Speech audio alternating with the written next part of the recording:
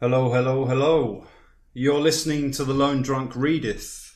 Coming up on today's show is Shooting an Elephant by George Orwell.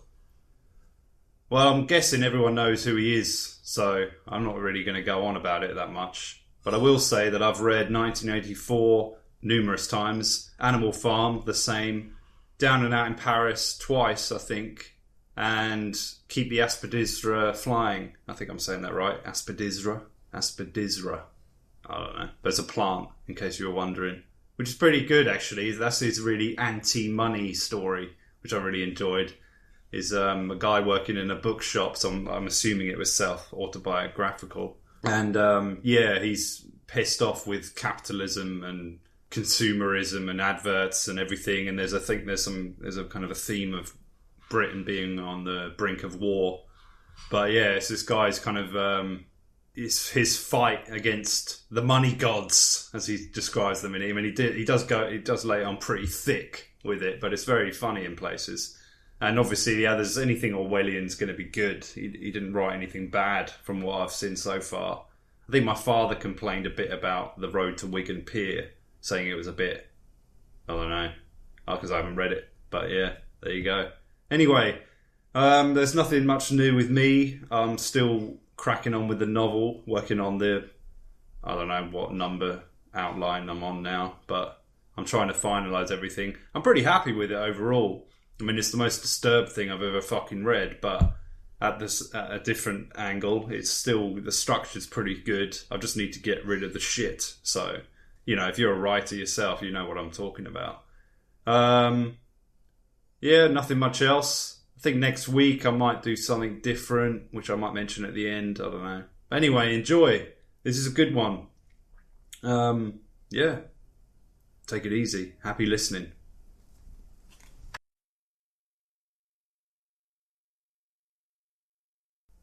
In Mau Mine in Lower Burma, I was hated by large numbers of people. The only time in my life that I have been important enough for this to happen to me. I was sub-divisional police officer of the town, and in an aimless, petty kind of way, anti-European feeling was very bitter. No one had the guts to raise a riot, but if a European woman went through the bazaars alone, somebody would probably spit betel juice over her dress. As a police officer, I was an obvious target, and was baited whenever it seemed safe to do so. When a nimble Burman tripped me up on the football field, and the referee, another Burman, looked the other way, the crowd yelled with hideous laughter. This happened more than once.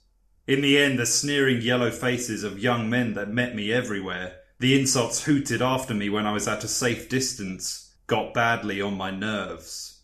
The young Buddhist priests were the worst of all. There were several thousands of them in the town, and none of them seemed to have anything to do except stand on street corners and jeer at Europeans. All this was perplexing and upsetting, for at that time I had already made up my mind that imperialism was an evil thing, and the sooner I chucked up my job and got out of it, the better. Theoretically, and secretly of course, I was all for the Burmese and all against their oppressors, the British.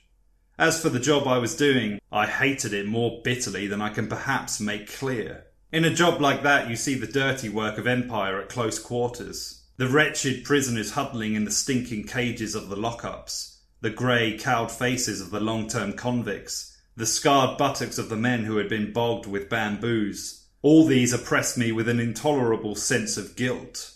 But I could get nothing into perspective. I was young and ill-educated, and I had had to think about my problems in the utter silence that is imposed on every Englishman in the East. I did not even know that the British Empire is dying. Still less did I know that it is a great deal better than the younger empires that are going to supplant it. All I knew was that I was stuck between my hatred of the empire I served and my rage against the evil-spirited little beasts who tried to make my job impossible. With one part of my mind I thought of the British Raj as an unbreakable tyranny, as something clamped down, in secula seculorum, upon the will of prostrate peoples. With another part, I thought that the greatest joy in the world would be to drive a bayonet into a Buddhist priest's guts. Feelings like these are the normal byproducts of imperialism. Ask any Anglo-Indian official, if you can catch him off duty. One day something happened which in a roundabout way was enlightening. It was a tiny incident in itself, but it gave me a better glimpse than I had had before of the real nature of imperialism, the real motives for which despotic governments act. Early one morning, the sub-inspector at a police station the other end of the town rang me up on the phone and said that an elephant was ravaging the bazaar. Would I please come and do something about it? I did not know what I could do, but I wanted to see what was happening and got onto a pony and started out. I took my rifle, an old .44 Winchester, and much too small to kill an elephant, but I thought the noise might be useful in terrorem. Various Burmen stopped me on the way and told me about the elephant's doings. It was not, of course, a wild elephant, but a tame one which had gone must. It had been chained up, as tame elephants always are when their attack of must is due, but on the previous night it had broken its chain and escaped. Its mahout, the only person who could manage it when it was in that state, had set out in pursuit, but had taken the wrong direction and was now 12 hours' journey away, and in the morning the elephant had suddenly reappeared in the town. The Burmese population had no weapons and were quite helpless against it. It had already destroyed somebody's bamboo hut, killed a cow, and raided some fruit stalls and devoured the stock. Also, it had met the municipal rubbish van and, when the driver jumped out and took to his heels, had turned the van over and inflicted violences upon it. The Burmese sub-inspector and some Indian constables were waiting for me in the quarter where the elephant had been seen. It was a very poor quarter, a labyrinth of squalid bamboo huts, thatched with palm leaf, winding all over a steep hillside. I remember that it was a cloudy, stuffy morning at the beginning of the rains. We began questioning the people as to where the elephant had gone and, as usual, failed to get any definite information. That is invariably the case in the East. A story always sounds clear enough at a distance, but the nearer you get to the scene of events, the vaguer it becomes. Some of the people said that the elephant had gone in one direction, some said that he had gone in another. Some professed not even to have heard of any elephant. I had almost made up my mind that the whole story was a pack of lies, when we heard yells a little distance away. There was a loud, scandalised cry of, "Go away, child! Go away this instant!" And an old woman with a switch in her hand came round the corner of a hut, violently shooing away a crowd of naked children. Some more women followed, clicking their tongues and exclaiming. Evidently there was something that the children ought not to have seen. I rounded the hut and saw a man's dead body sprawling in the mud. He was an Indian, a black Dravidian coolie, almost naked, and he could not have been dead many minutes. The people said that the elephant had come suddenly upon him round the corner of the hut, caught him with its trunk, put its foot on his back, and ground him into the earth. This was the rainy season, and the ground was soft, and his face had scored a trench a foot deep and a couple of yards long. He was lying on his belly with arms crucified and head sharply twisted to one side. His face was coated with mud, the eyes wide open, the teeth bared and grinning with an expression of unendurable agony. Never tell me, by the way, that the dead look peaceful. Most of the corpses I have seen looked devilish. The friction of the great beast's foot had stripped the skin from his back as neatly as one skins a rabbit. As soon as I saw the dead man, I sent an orderly to a friend's house nearby to borrow an elephant rifle. I had already sent back the pony, not wanting it to go mad with fright and throw me if it smelt the elephant. The orderly came back in a few minutes with a rifle and 5 cartridges. And meanwhile some Burmans had arrived and told us that the elephant was in the paddy fields below, only a few hundred yards away. As I started forward, practically the whole population of the quarter flocked out of the houses and followed me. They had seen the rifle and were all shouting excitedly that I was going to shoot the elephant. They had not shown much interest in the elephant when it was merely ravaging their homes, but it was different now he was going to be shot. It was a bit of fun to them, as it would be to an English crowd. Besides, they wanted the meat. It had made me vaguely uneasy. I had no intention of shooting the elephant. I had merely sent for the rifle to defend myself if necessary, and it is always unnerving to have a crowd following you. I marched down the hill, looking and feeling a fool, with the rifle over my shoulder and an ever-growing army of people jostling at my heels. At the bottom, when you got away from the huts, there was a metalled road, and beyond that a miry waste of paddy fields 1,000 yards across, not yet ploughed but soggy from the first rains, and dotted with coarse grass. The elephant was standing 8 yards from the road, his left side towards us. He took not the slightest notice of the crowd's approach. He was tearing up bunches of grass, beating them against his knees to clean them, and stuffing them into his mouth. I had halted on the road. As soon as I saw the elephant, I knew with perfect certainty that I ought not to shoot him. It is a serious matter to shoot a working elephant. It is comparable to destroying a huge and costly piece of machinery, and obviously one ought not to do it if it can possibly be avoided. And at that distance, peacefully eating, the elephant looked no more dangerous than a cow. I thought then, and I think now, that his attack of must was already passing off, in which case he would merely wander harmlessly about until the mowat came back and caught him. Moreover, I did not in the least want to shoot him. I decided that I would watch him for a little while to make sure that he did not turn savage again, and then go home. But at that moment I glanced round at the crowd that had followed me. It was an immense crowd, 2,000 at the least, and growing every minute. It blocked the road for a long distance on either side. I looked at the sea of yellow faces above the garish clothes faces, all happy and excited over this bit of fun, all certain that the elephant was going to be shot. They were watching me as they would watch a conjurer about to perform a trick. They did not like me, but with the magical rifle in my hands I was momentarily worth watching. And suddenly I realised that I should have to shoot the elephant after all. The people expected it of me, and I had got to do it. I could feel their 2,000 wills pressing me forward irresistibly, and it was at this moment, as I stood there with the rifle in my hands, that I first grasped the hollowness, the futility of the white man's dominion in the East. Here I was, the white man with his gun, standing in front of the unarmed native crowd, seemingly the leading actor of the piece, but in reality I was only an absurd puppet pushed to and fro by the will of those yellow faces behind. I perceived in this moment that when the white man turns tyrant, it is his own freedom that he destroys. He becomes a sort of hollow, posing dummy, the conventionalized figure of a sahib. For it is the condition of his rule that he shall spend his life in trying to impress the natives, and so in every crisis he has got to do what the natives expect of him. He wears a mask, and his face grows to fit it. I had got to shoot the elephant. I had committed myself to doing it when I sent for the rifle. A sahib has got to act like a sahib. He has got to appear resolute, to know his own mind and do definite things. To come all that way, rifle in hand, with 2,000 people marching at my heels, and then to trail feebly away, having done nothing. No, that was impossible. The crowd would laugh at me, and my whole life, every white man's life in the East, was one long struggle not to be laughed at. But I did not want to shoot the elephant. I watched him beating his bunch of grass against his knees, with that preoccupied grandmotherly air that elephants have. It seemed to me that it would be murder to shoot him. At that age I was not squeamish about killing animals, but I had never shot an elephant and never wanted to. Somehow it always seems worse to kill a large animal. Besides, there was the beast's owner to be considered. Alive, the elephant was worth at least £100.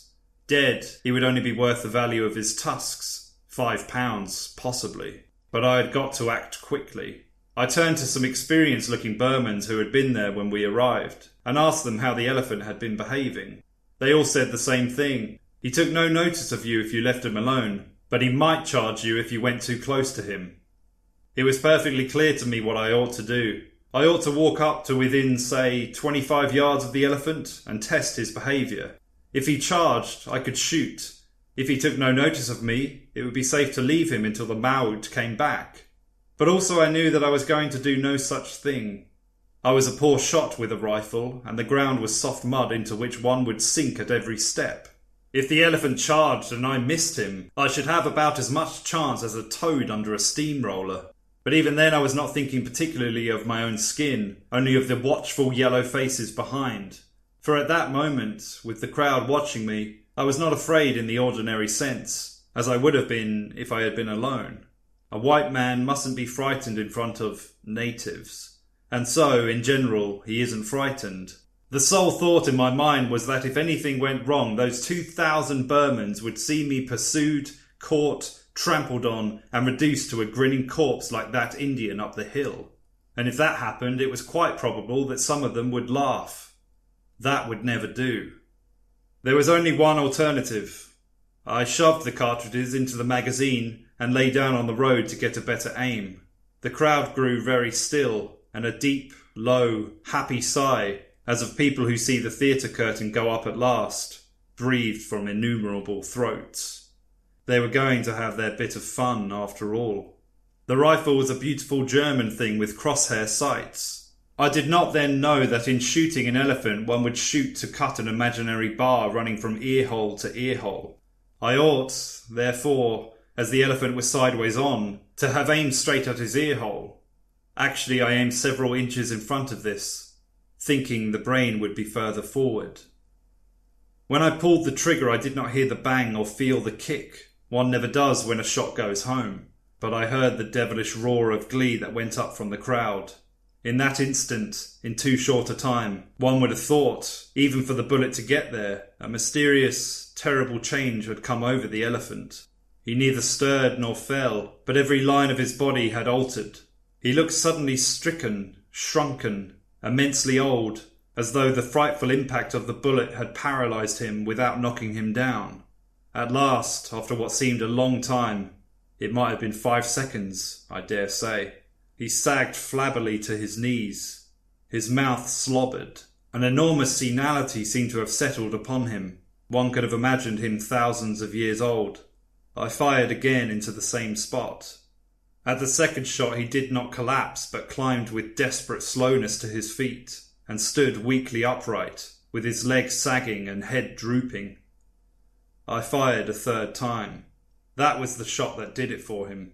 You could see the agony of it jolt his whole body and knock the last remnant of strength from his legs. But in falling he seemed for a moment to rise, for as his hind legs collapsed beneath him he seemed to tower upward like a huge rock toppling, his trunk reaching skyward like a tree.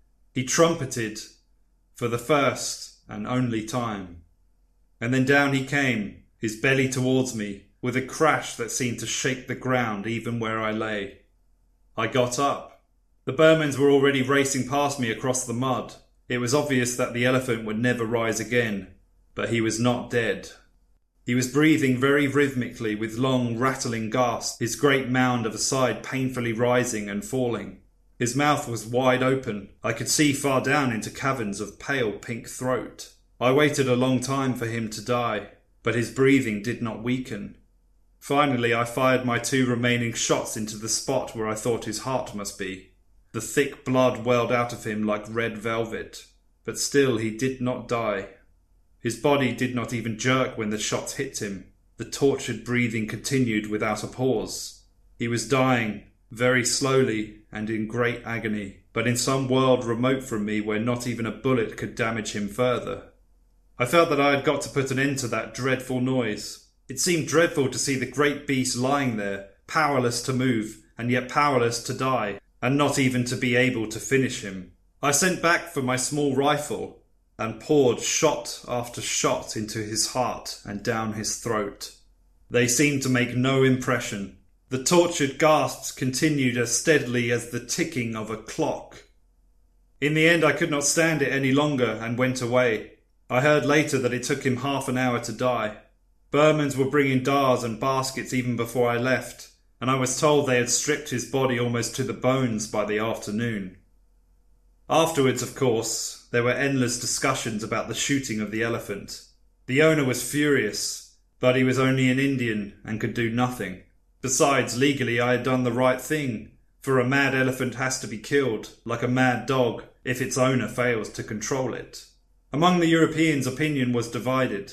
The older men said I was right. The younger men said it was a damn shame to shoot an elephant for killing a coolie, because an elephant was worth more than any damn Karingi coolie. And afterwards I was very glad that the coolie had been killed. It put me legally in the right, and it gave me a sufficient pretext for shooting the elephant. I often wondered whether any of the others grasped that I had done it solely to avoid looking a fool.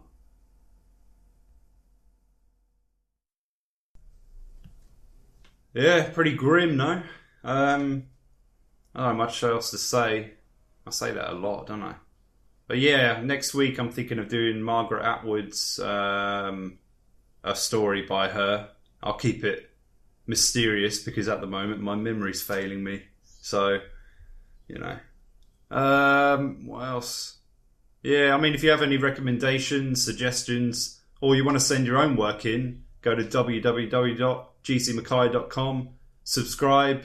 If anyone wants to rate this on iTunes, I'd appreciate it, because, there's so many fucking podcasts that I'm just getting lost in all the shit. And I think what I'm doing is, I think they're improving every week. I'm going to look to try and make this place a bit more of a studio. And yeah, keep improving it, keep seeing what I can do to make it sound better. And yeah, the stories are the important thing, so send them in.